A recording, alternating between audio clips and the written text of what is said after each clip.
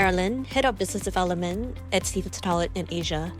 It's great to have you with us for this video, and we'll be sharing some key takeaways from the Energy Trilemma events we hosted last year. I'm here today with Nick Dingemans and John Zadkovich. Nick and John are partners in our energy transition practice based in Singapore. They played a big part in hosting and organizing the events.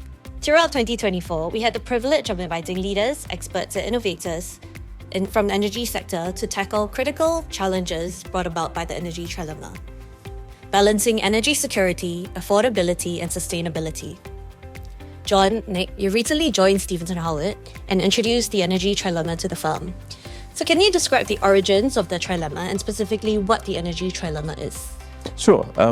John and I have been working together for nearly 3 years based in Singapore, and we were having the same conversation over coffee and lunch and dinner with a variety of clients, talking about energy transition issues, decarbonisation, traditional oil and gas, traditional power, and we realised actually it'd be easier if we got everybody in the same room. So we came up with the idea of getting everyone in the room for a round table discussion, so coffee and maybe a pastry or something, and then we were looking for, what's the hook? How do we get people in? So we played around with the idea and we came up with the Energy Trilemma. The Energy Trilemma itself has been a common theme with a lot of the conversations we've had both in Singapore and with clients and contacts further afield. And essentially what it is it's a geopolitical consideration by policy leaders insofar as for a sovereign's energy needs, they have to balance three competing areas. One is affordability. Energy has to be affordable to constituents. Two, sustainability. There's a big drive as to moving towards net zero, so they also need to, the policymakers, factor in what are some more sustainable energy options. And finally, and perhaps most importantly, is energy security, especially in light of a number of events globally on the conflict side. For example, Russia's invasion of the Ukraine, the disturbances in the Middle East, and a number of other potential disturbances, as well as trade issues. Energy security, that is ensuring a sovereign can provide its own energy requirements without having to look further afield. So every single energy player, whether it's on the finance side, the user, or the like, these are very critical issues to them from a business perspective and equally from a policy perspective. Okay. You've hosted these events in Singapore, London, and Jakarta. What are the differences in these approaches in energy transitions do you see in these regions? There are some similar themes, but equally every jurisdiction has its own challenges and its own opportunities. And by that I mean certain jurisdictions and certain states in particular are blessed with resources. So let's take Singapore, for example. If we look out the window, there's no wind, there's no sun today either. Singapore does not have the same resources, say somewhere like Australia or Canada does.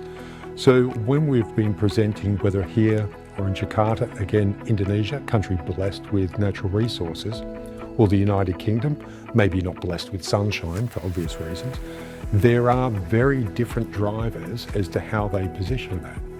Yeah, and the other aspect is where those countries are in the development cycle. So if you look at, say, the United Kingdom, the United Kingdom's had coal-fired power for over 140 years.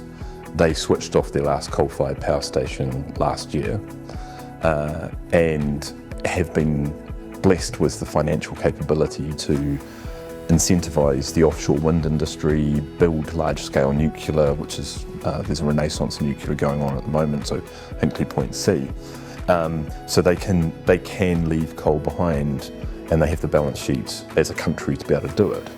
Whereas if you look at a place like Indonesia, 16th largest economy in the world, but the GDP per capita is significantly smaller when you compare it to the UK, so they don't have the balance sheets to be able to move away from coal in the same way. So Indonesia is actually still building coal-fired power stations. They still have an objective of net zero by 2050, but they'll achieve it over a longer period of time, and they'll need financial support from others. So that's a very clear difference. Okay. From your description, there seem to be some common themes and distinct differences. Can you describe further what these are? So I think when you look at the overall arch of the themes, everybody's looking at it through the energy trilemma. Security of supply for all countries is going to be probably the fundamental first concern. Can we keep the lights on? A government that doesn't keep the lights on gets voted out if it's a democracy and gets overthrown if it's a dictatorship. And that's fairly consistent through history. So what is that base load power that's going to keep the lights on? And I think coal is the classic example. So in the UK for a long time it was coal. In a place like Indonesia it was coal. In the UK they have transitioned from coal to natural gas, and they're moving from natural gas to, with nuclear, to offshore wind, solar and nuclear. A place like Singapore, we've transitioned from coal to almost entirely natural gas, and then there's a move to imported renewables because Singapore doesn't have the space or the wind for solar at large scale or wind. So there's sort of similarities in themes there. Then you start getting the differences in terms of the UK is blessed with an integrated grid. It's connected to Europe, it's connected to Republic of Ireland. ASEAN, where Singapore and Indonesia are, doesn't have an integrated grid. So if the wind doesn't blow and the sun doesn't shine, or you run out of gas or something, you've got to find another solution. So it's got to come from somewhere. So further to that point, it's not only the integration of the grid when we look as to different regions. The EU, there's a lot of integration from a regulatory perspective. So there's a lot of cooperation between the sovereigns as to their common objectives. The US, behemoth of a market, there's a degree of comity among the states there as well. But when we look as to ASEAN, we are talking about a myriad of sovereigns who have their own drivers, their own legal regimes as well. We don't have that same degree of integration. There is definitely a lot of political support among the member states in ASEAN and further afield, but that is something that is quite often lost on a number of policymakers in developed countries. They lose sight of the fact that in a region such as this, there are a lot of emerging markets. They don't have the infrastructure and they don't have the integration of, cooperation agreements. It is steadily changing, but this takes time. Okay. The amount of the investment involved in energy transition projects is clearly significant. Where did participants see the funding coming from? I suppose it gets back to, again, further to Nick's point, it's a question of perspective. Which jurisdiction are you looking at? Some countries, they have big balance sheets, as mentioned, so they're able to draw on their own finances. Governments can raise bonds, they can generate a lot of that cost, because certain of the projects, whether it's in the technology side or the project side, they can be in the billions very quickly. And it's a long capital deployment period. Otherwise, a number of sovereigns as well, even the developed ones, they're raising capital through private capital as well, seeking investment from private institutions. For a number of the emerging markets, it becomes more challenging. They may not have the balance sheet, so they'll be looking to development funds, development banks that is, IFC, World Bank, Asia Development Bank and the like. But equally, they'll be looking for foreign investment. And the challenge there is, for a number of the emerging markets, they may not be as attractive for foreign investment as they perceive themselves to be. So it's incumbent on the policymakers to address that if they want to attract the capital, because there is a lot of due diligence, there's a lot of concern that goes around that. Because these are often projects that are played out over 20 years. Yeah. I think the other aspect is, at least within ASEAN, there's things like the Just Energy Transition Partnership, so JETP, they're known as. There's one in Indonesia, there's another one in Vietnam. The concept originated with South Africa, and so this is the EU, US, UK funding energy transition projects, recognising that these countries need financial support for energy transition. So the Indonesian one is over $20 billion to be deployed into decarbonisation and energy transition. The other aspect is that at COP29 we have the $300 billion annual contribution of the developed nations to the developing world. aspects of that will be deployed to support energy transition where it's needed. The other aspect is government-to-government cooperation within ASEAN. So I think the way that Singapore is approaching the potential of projects like the S-Hub, which is the carbon capture and storage project. Singapore needs to capture the carbon from its polluters or emitters, but it doesn't have anywhere to store it, so that's going to have to be sent somewhere. So Singapore started with a bilateral MOU with Indonesia to talk about export to Indonesia, and there's a similar one that's just been signed with Malaysia. And you can see the strength of Singapore's balance sheet helping support the development of carbon capture and storage at scale in both Indonesia and Malaysia. So that's a sort of regional collaboration and cooperation that I think that will really support the financial aspect of it as well. You've spoken about a number of energy transition technologies and approaches to how countries are trying to strike a balance in Energy Trilemma. What do participants at the roundtable see as the most likely technology that will lead the transition?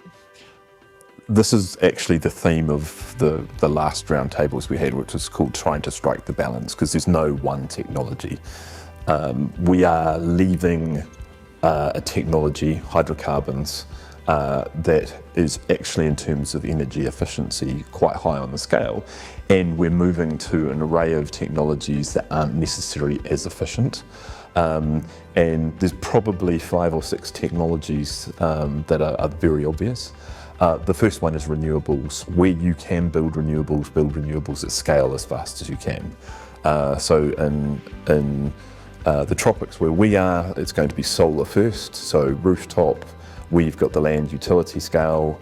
Then where we do have wind that's reliable, moving to wind solution, hydro, geothermal, all things that we have in ASEAN at different levels, and different countries will have different mixes. So renewables first. The next technology in ASEAN and in Europe and elsewhere is carbon capture and storage. That lets you continue to use hydrocarbons but abated, so capturing the CO2 and then permanently storing it. And things like the Northern Endurance Partnership that was reached financial or FID in November last year, and the Danish project are sort of examples of how the UK and the EU have provided government backing to support commercial projects and allow the building of commercial scale carbon capture and storage. The next one is probably bio sources. So the most obvious one is sustainable aviation fuel, and that there's a number of different ways of creating sustainable aviation fuel. Governments have approached that with an interesting regulatory approach, which is nudging economies to move towards sustainable aviation fuel. So rather than mandating 100% use of sustainable aviation fuel, because we don't yet have the supply chain, they've said, right, we'll start with 1% or 2%. So the EU, UK, Singapore, Indonesia, Malaysia have all got very low-level SAF mandates that are coming on this year and next year, moving up to sort of 5-10% over time, and then slightly higher in some of the jurisdictions. So SAF is a very obvious way of decarbonising a hard-to-abate sector like aviation. The next area is biomethane and everything that you can get from that. So use of technologies like anaerobic digestion, capturing methane and then turning that into biodiesel. It's a source for sustainable aviation fuel, but it's also a way of using a biosource to feed into existing infrastructure. So we can create biodiesel, biopetrol, and we can continue to use our internal combustion engines, but in a sustainable, lower carbon intensity way. John? To just pick up on one of Nick's earlier points there, insofar as he's absolutely correct. There is no one technology that is driving it. It is a mix, and that's why we talk about transitions in the plural. What might work in one jurisdiction may not work in the other. And there is a perception that we should all just simply go to wind and solar. But the reality is the wind isn't always blowing and the sun isn't always shining. And the counter argument is always, but we should use batteries. True, but even batteries can be readily depleted depending on the power demands. For example, the huge demands we're now seeing from data centres, fuelled in part by AI and cat videos. So there is a huge demand placed on certain of these renewables. Fundamentally, you've got to have base load. And that's where a lot of these technologies are seeking to fill that lacuna, that gap. How do we address the base load? And to that end, further to Nick's points, there's two that come to mind immediately. One is hydrogen. Hydrogen, the potential for hydrogen economy has been discussed greatly. Zero emissions from a carbon perspective. It's proven technology. We've been doing it for centuries. The challenge is the cost of production. How are you going to produce? Electrolysis can be very costly. So you've got a number of ways of going about producing hydrogen, but you can get some cheap hydrogen. You can get it down to about $3 a kilo, even less, through pyrolysis, turquoise hydrogen. But not the trouble, but the challenge with hydrogen is the transportation piece. You can produce it at site, but once you start looking at transporting it, unless you can get it down to minus 260 degrees Celsius in liquefied format, it's very challenging from a density perspective and the economics. Other technologies we're seeing, LOHC, liquid organic hydrogen carriers, still in the development stage. Ammonia starting to prove to be very favourable amongst those in the maritime sector because it is a stable form and economic form of transporting hydrogen. Flip side is it comes with some environmental issues and some health issues. Compressed hydrogen generally doesn't stack up insofar as the economics are concerned. Very costly to transport for the bang for the buck you get at the end of the day. Hydrogen though, end of the day, it is one of the pivotal pieces. The next one is really the nuclear renaissance, as Nick alluded to. Huge appetite by a number of sovereigns, especially in region, to start looking as to nuclear power. Nuclear has sort of gone through a number of cycles. Whenever it's raised, there's resistance.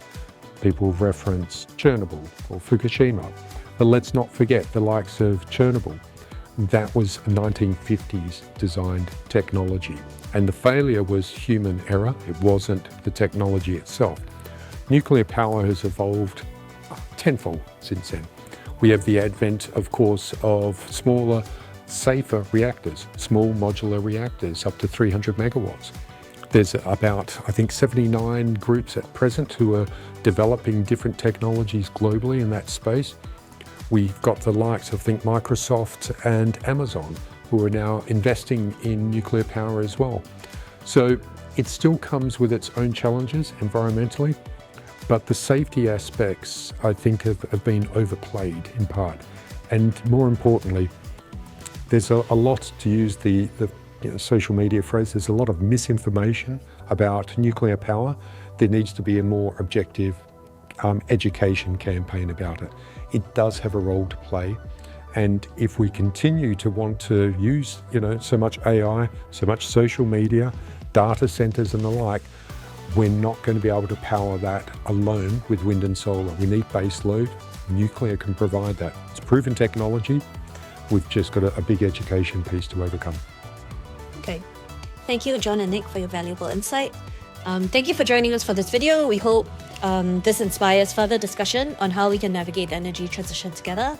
If you'd like to learn more or further the conversation, please feel free to reach out to us.